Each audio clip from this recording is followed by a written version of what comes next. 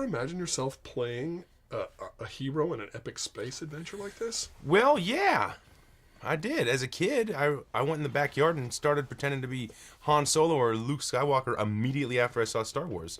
I spent my whole childhood imagining I was in an epic space adventure. I never fathomed I could actually be an adult working as an actor on a movie about an epic space adventure. That's pretty cool.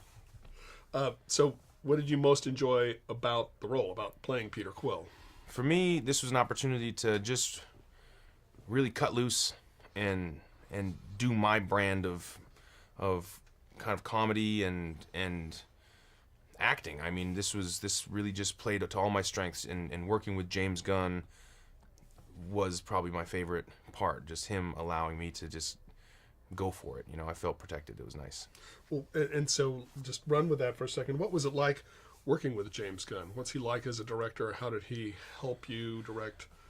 James is a maniac. James is a maniac. He has the type of hyper focus over the course of several years that is required to pull off a feat like this movie. You know, this is the result of him being at the head of a team working very hard for several years. I mean, a team of hundreds of the world's best artists all working together to create his vision. This is his vision. I mean, you know, I'm a part of it. I was happy to be a part of it. But working with him was like watching a master at work. Do you have traits in common with the character Quill? And if so, did they sort of help you to understand him and become him? Yeah, I mean, I definitely based Peter Quill on who I was as a 9-year-old. I think that's who he was as a 9-year-old is kind of who I was as a 9-year-old. I started there. I figured we liked all the same movies, we liked all the same music, and you know, it would make sense because I was born the same year as him. I was, you know, in 1988. I was also a 9-year-old, and so, you know, I just imagined what would have happened if my mom had died tragically and I got sucked off into space and got to create a persona and have a lot of fun racing around and, you know, being an adventurer. What would happen? And so that's really, though I have a lot of those similar traits. Right.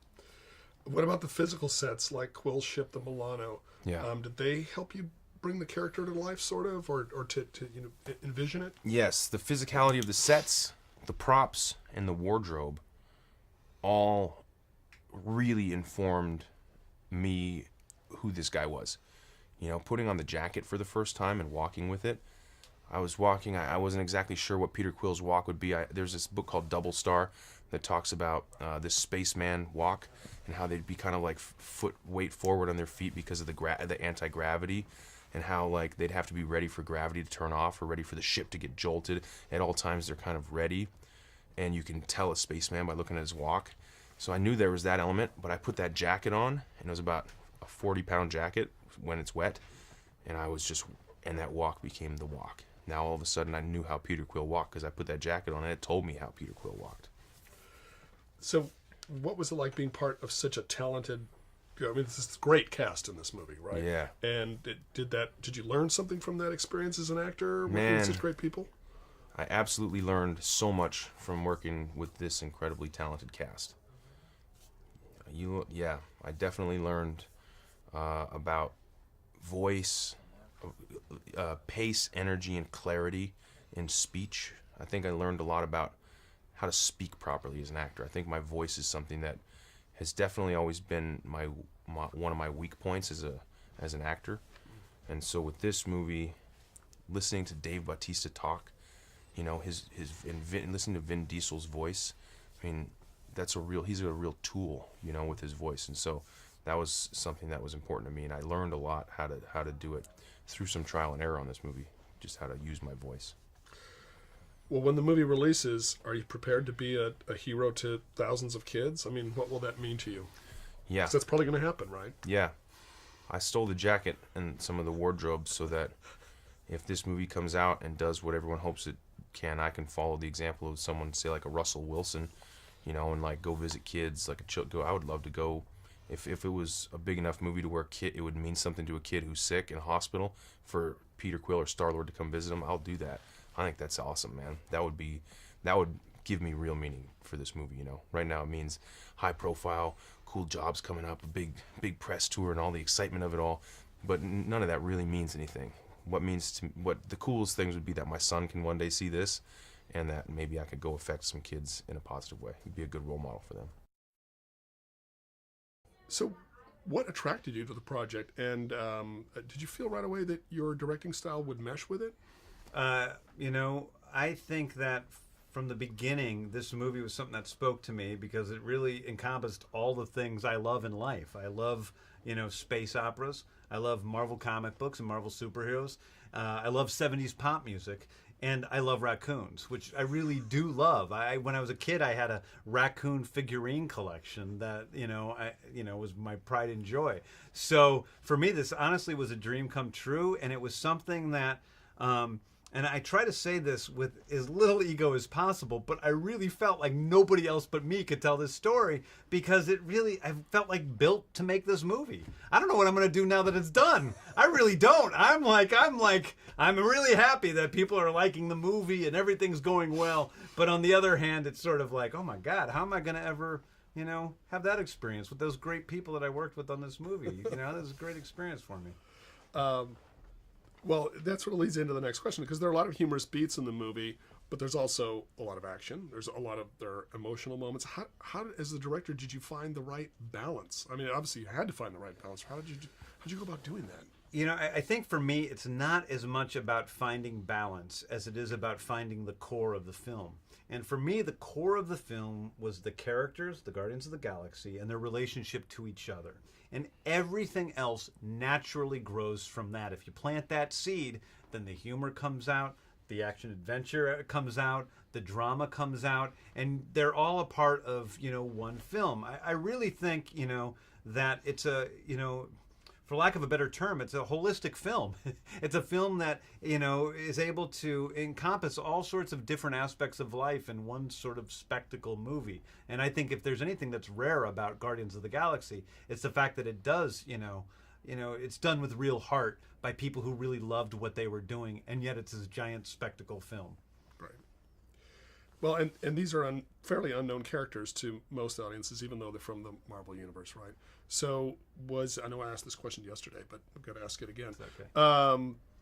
So bringing new characters like this to the screen, is that a daunting task? Is it liberating? Both? For me, it was liberating to, have the Guardians of the Galaxy be the Marvel comic characters that I brought to life. For a few reasons. Number one is because they aren't as well known, and less because they aren't as well known, and more because there aren't as many comic book storylines with the Guardians, that there are less expectations on the part of the audience for what their story should be. And it gave me a fuller, I don't want to say control, but a fuller ability to just tell whatever story I thought was best. So I felt very freed up by the fact that they weren't well-known characters.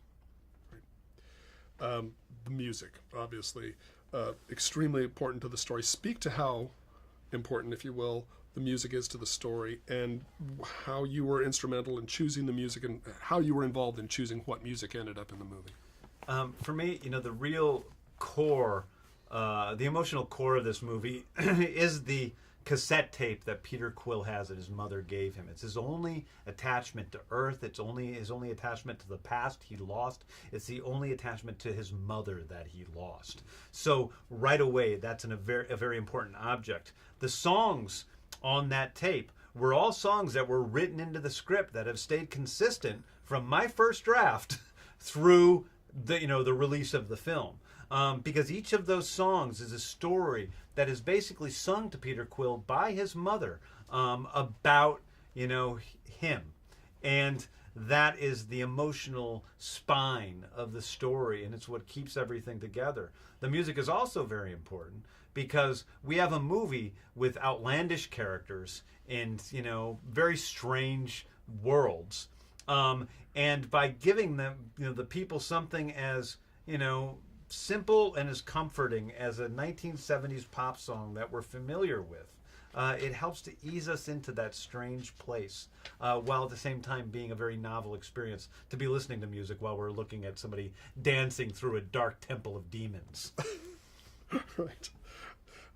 So looking back on it, what was the biggest challenge that you had in making Guardians of the Galaxy? Well, for me, the biggest challenge with Guardians of the Galaxy was, without a doubt, just the amount of time that it took to make it. I started 2 years ago, almost exactly 2 years ago today.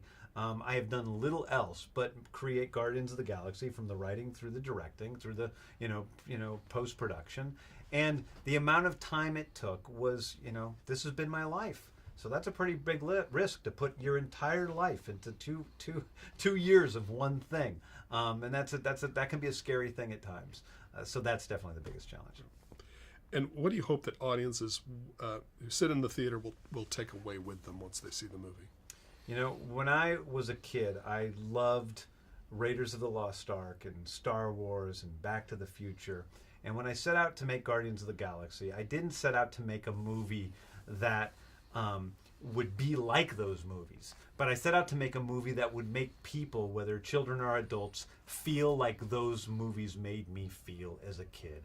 That would tune me into that magical wonder of the universe that we all feel is there, but usually don't experience. That will make us love the person sitting in that seat next to us more than when we walk out of the theater than we did before we walked into it. And that'll make us love movies and love raccoons more than we ever have before. I can't wait for my kids to see the movie. So was your first experience working for Marvel everything you hoped it would be? My first experience working for Marvel was more than everything I hoped it would be. I think within Kevin Feige and Lou and Victoria and all the folks over there, I found the most wonderful collaborators I could ever have.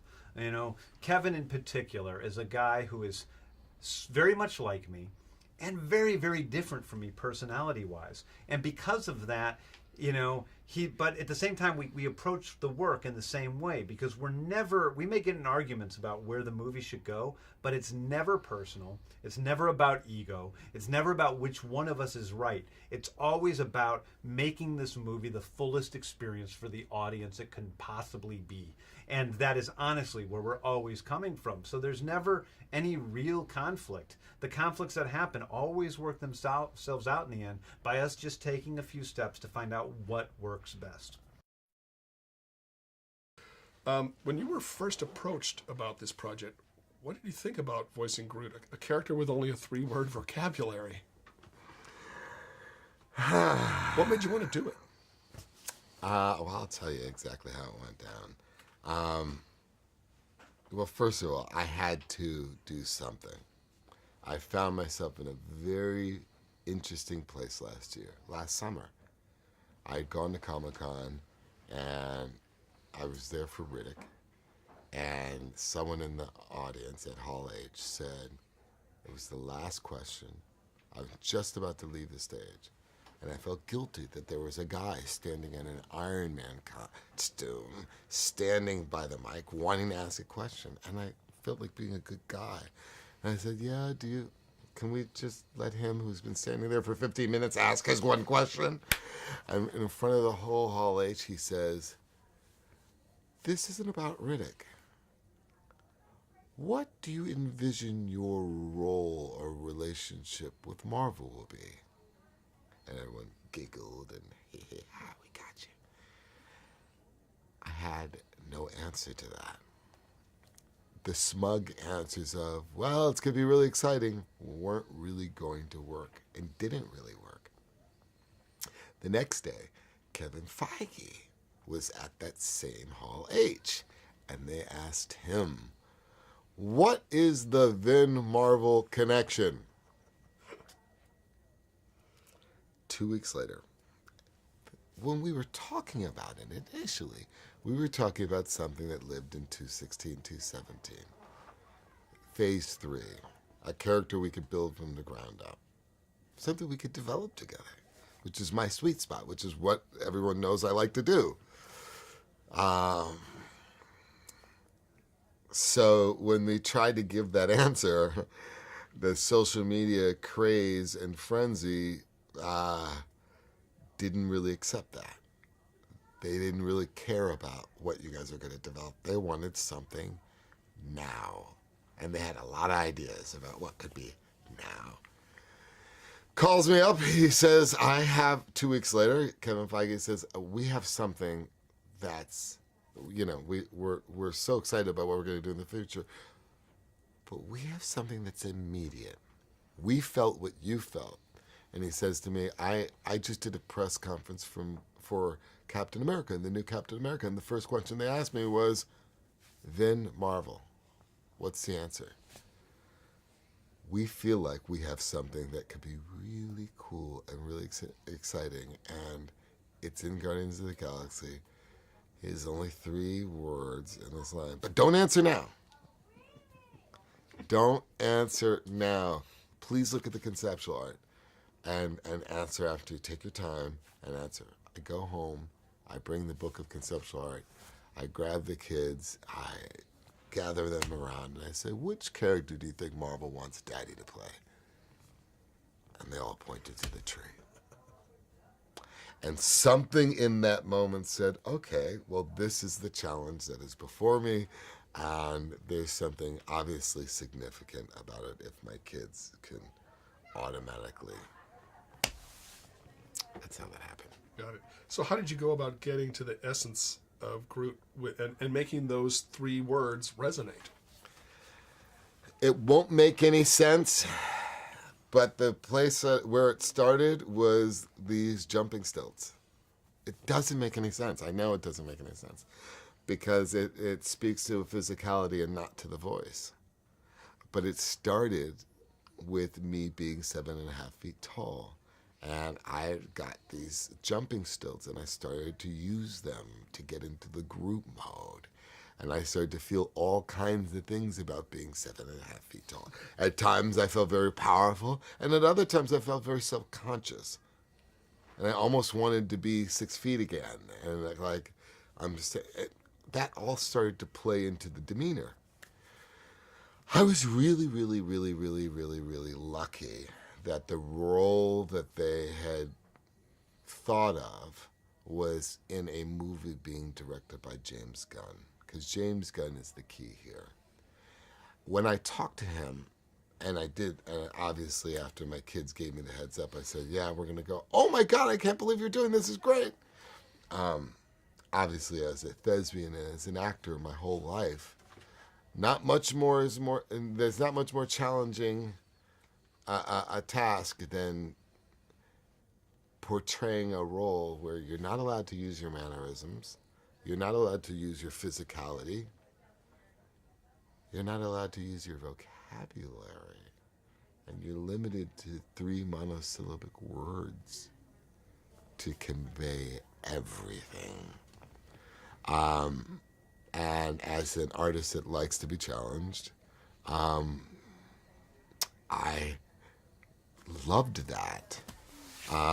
But it was James Gunn that, when I came into the ADR booth, had a 50-page document on the... It didn't make sense either. 50 pages for 3 words? I could tattoo the words on it. I mean, you don't have to need... What do you need? And the reason why 50 pages is because on each page, it would have, 5 to 10 cues of I am Groot.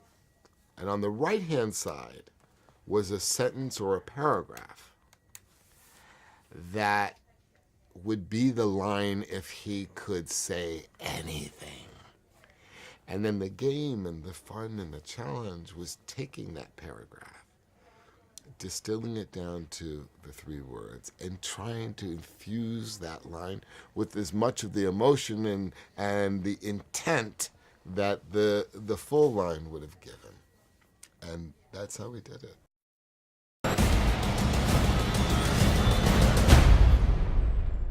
You've talked a lot in other interviews about sort of the workout for this and getting in shape for this role, and also what is it about that and that physicality that's so important to you? There are certain elements that you can control that are within your control with acting. And one of them is very much the vehicle that you're in. I mean, what do you look like? That is something that has been a changeable, like it's an asset, like what do you look, are you big or are you little? Are you wearing a mask? Do you have facial hair? And, whatever it is, you can change the way you look, and that's one of the few elements that you can actually control when you're trying to create a character. And so, for me, it was important to have the physicality of a comic book hero. I read comic books, I loved them. I was fascinated with the anatomy of comic book heroes growing up. Like, I would draw heroes every day. I would draw heroes and heroines from comic books. I painted them on my walls. They were like cut and ripped, and I wanted to be that. I wanted to do that justice. On set for this, did you ever do any doodles of alien creatures or anything for James or anyone? No, I never did, but I'll tell you this, as a person who appreciates the artwork of the Marvel comic books, when I walked into the movie and they walked me through the big room full of all the concept artwork, I saw several versions of Peter Quill's potential wardrobe and costumes, and they were my face. It was so surreal. I stole 3 of them. I was like, I'm taking that. I still have them. Very nice. Yeah. Hey, you know what? There's another name you might know me by. Star-Lord. When you're developing the character, even before you start shooting, how important is it to have seen those sketches? That's important. That's an important part. When the final design concept for the wardrobe, especially in a movie like this, is finished, and you put that wardrobe on, and you look at yourself, you're learning who you're going to play. You know what I mean? You have a good sense of it, like what he's come from, what are his motivations, what were the things he loved before he left Earth, what's this music that he's listened to, what's that all about, who is he, what kind of animal is he, all those things that you can prepare as an actor. You don't know what he looks like until you put those final finishing touches on, and then putting on the wardrobe and holding the guns, you look at yourself and you're like, oh, that's who I'm playing.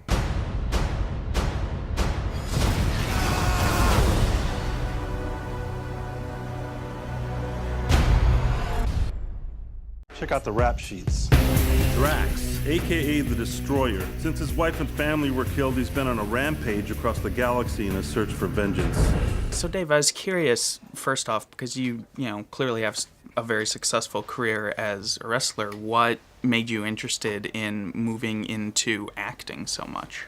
I think really I caught the acting bug, and I know that sounds generic, but I'd done a small role in a film as a favor to a friend, and I realized 2 things. One is how much I loved it, and 2, the other thing is how bad I was at it. Like, I was really just horrible, which I think, made it challenging. And I think I'm one of those guys, when something's challenging to me, it makes me want to pursue it and be better at it, even if it meant leaving behind a multi-million-dollar career in wrestling just to pursue it. I look around, you know what I see? Losers. But life's giving us a chance. To do what? Something good, something bad, a bit of both. Oh, what the hell? I don't got that long a lifespan anyway. I remember at San Diego last year, you talked about how, every day on set you feel like it's another day sort of at school, and you're learning from all the other actors around you.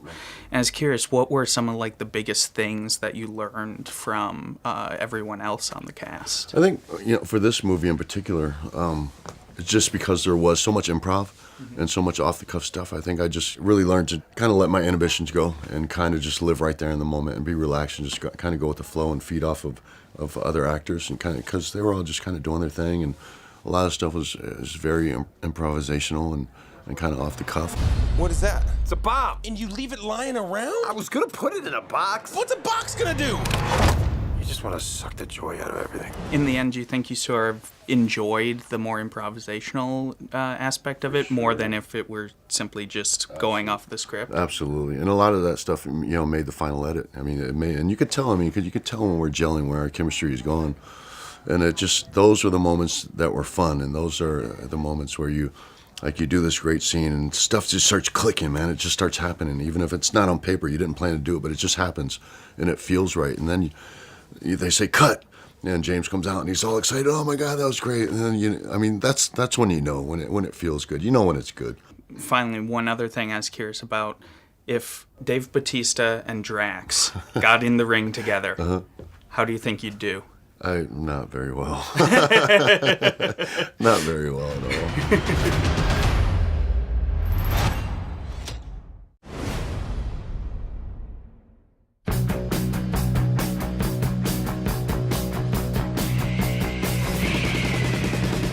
What are your 35 favorite things about James Gunn as a director? First of all, we have a wonderful rapport on set. I mean, you should see it. We just have a comedic banter that goes back and forth. It's a lot of fun. James Gunn is just like so funny and so charming. True. And so great with actors. They're actually 48. He is super peculiar. The laugh is very infectious. I never felt like you looked at us as anything other than your buddies, man. I never felt like I was working for you. I just felt like we were in it together. You know? No, you were working for me. James is the kind of director that goes into a Marvel universe and turns it on its head. I think he's got an excellent taste in music. He's a true leader on set. Really, really smart and modest. What about my grace? Your grace. The way I move is just sort of alluring. Yes, probably. you're very graceful. Well, you were a dancer. You were a tango dancer. People didn't know that, so. Yeah, it's not true, but He taught me about cigars. was that 2 or was that? We're at 27. That was either 6 or 7. Okay. He smells. Nice. Great, that's it. That's the name.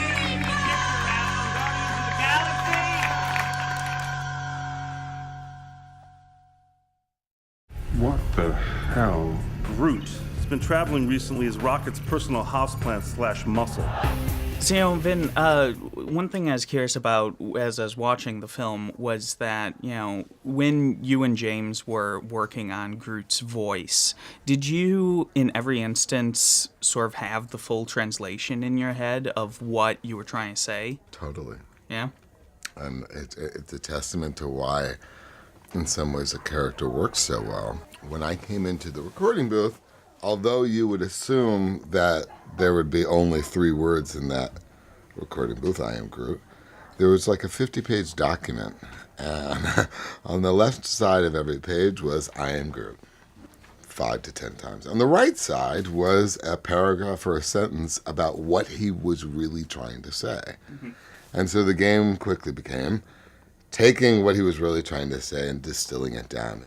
And it was tricky. Not hard, but tricky and fun and challenging. And I was really lucky that James Gunn cared so much about the character and was willing to go that extra length to try to breathe life into the character. I have a plan. You got a plan. I have part of a plan. That's a fake laugh. It's real. Totally fake. I'm Groot. Thank you. How many takes would you use for each, like, individual one? We would do maybe 5 to 10 takes, and then they would say it's perfect, and then I would go, can I have one more? And that would be another 20 takes.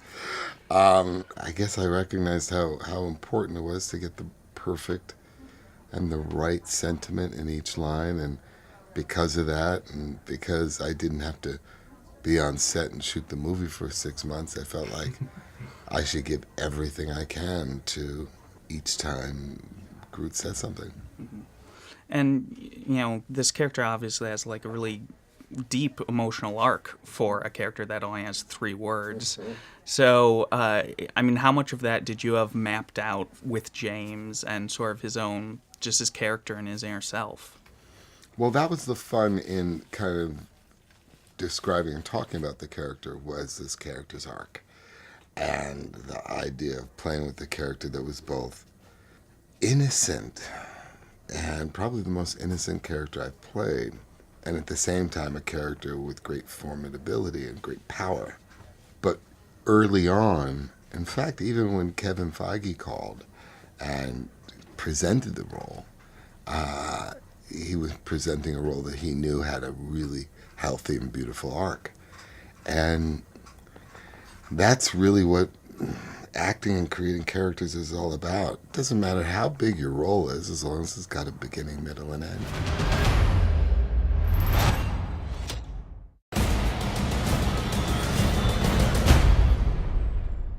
Very early on, you were doing sort of these moves with the blade, and one of the producers explained that you had been studying a lot of bullfighting. Yes. In order to develop Gamora's fighting technique. Once I said I accepted to be a part of this project, obviously that's when the real work starts. I don't take what I do lightly, and I knew that she was going to be doing a lot of action scenes, and I just didn't want her to look like the typical martial artist in every movie that just does the same jump and the same kick and the same kind of expressions. And I thought, what can I add to her? If the sword is her weapon of choice, it's a very classic, an old form of fighting. I just wanted to sort of add that, and that would have been great for us. So we had a bullfighter that was living in the area at that time, and we were training for the movie, who came over a couple of times and gave Chloe and I, the stunt double, some classes. Cool. Should have learned. It almost looked like a form of, particularly in the finished movie, like a form of a ballet. I mean, she is a woman. Bullfighters are very deceitful with the bull. They have to seduce the bull in order for the bull to sort of surrender to his own death. And I thought, well, a woman's perfect for that. A woman bullfighter is perfect. So I started doing my research, and they look so graceful. And I wanted her to be graceful.